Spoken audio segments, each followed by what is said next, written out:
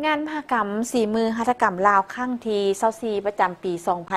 2025จะจัดขึ้นอย่างยิ่งใหญ่ที่ติดพันกับการอนุรักษ์ภายใต้คำขวัญสีไม้ลายมือคืออุทยานแห่งการท่องเที่ยวภายใต้หัวข้อการผูกตำหูผูกหักอนุรักษ์ประเพณีการแต่งดอง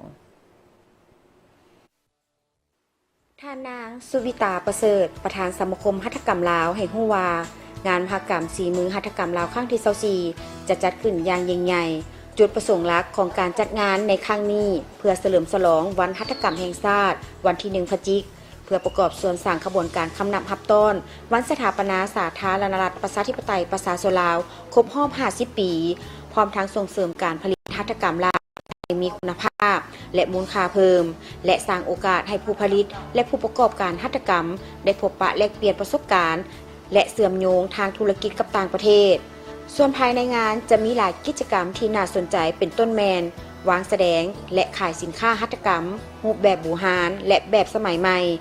สาธิตขั้นตอนการผลิตจากชาวสร้างต่างแขวงวางแสดงสถานที่ท่องเที่ยวจัดสรรบริการถ่ายรูปไว้เป็นทีละนึกเดินแบบสุดแต่งดองชนเผ่า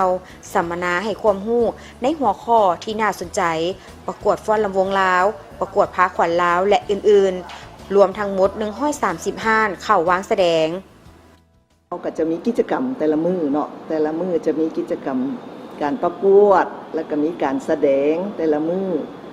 แล้วยังบ่หมดอีกปีนี้อันใหม่ก็คือพวกเขาจะมีงานโฮมซุมนุ้มเดินขบวนยางแบบเฉลิมฉลองวันหัตถกรรมแห่งชาติจากอนุสาวรีย์มาหาตำหนักผ้าไหมลาวโบราณแล้วหลังจากนั้นก็ไม่มีการเดินแบบปีนี้หันพวกเขาก็จะเน้นส่งเสริมสาวสร้างหัตถกรรมหัวหน่วยธุรกิจสาวสร้างหัตถกรรมเพื่อให้เขาเจ้าก้าวไปสู่เวทีสากลอยากให้สาวหนุ่มเนาะมาหันมาสนใจอยากดึงดูดสาวหนุ่มให้มาสนใจหลายๆเกี่ยวกับฮีตของประเพณีของบ้านเฮาซึ่งว่าปู่ย่าตายายบรรพบุรุษพวกเฮาหันได้ฝากไว้ให้โดยเฉพาะในตำหนักผ้าไหมลาวพวกเฮานี่ก็จะมีผ้าแพรพื้นเมืองลาวอันเก่าแก่ที่ว่ามันได้เล่าเรื่องของปู่ย่าตายายของพวกเฮาหันมาตั้งแต่70 ปีหา300 กว่าปีก็มีฉะนั้นพร้อมเดียวกันก็ยังมีหลากหลายกิจกรรมที่ติดพันกับเครื่องหัตถกรรมลาวแต่โบราณถึงปัจจุบันและจะได้เข้าเที่ยวสัมผัสกับแผ่นแพรโบราณสิ้นเสื้อผ้าเบียงและอื่นๆที่น่าสนใจและมีอายุยืนยาวบ่ต่ำกว่า70 ปีบางผืนก็มีอายุ100 300 ปีเพื่อเป็นแหล่งสนองข้อมูลให้แก่นักค้นคว้าสาวหนุ่มวัยหนุ่มรุ่นคนสืบทอดนักเรียนนักศึกษาปัญญาชนทั้งภายในและต่างประเทศที่มีความสนใจเกี่ยวกับการอนุรักษ์และส่งเสริมเวียกงานหัตถกรรมเพื่อประกอบส่วนปกปักรักษาฮิตของประเพณีอันดีงามเคียงคู่กับการอนุรักษ์รักษาและส่งเสริมภูมิปัญญาสีไม้ลายมืออันทรงคุณค่าให้อยู่กับชาติลาวตลอดไป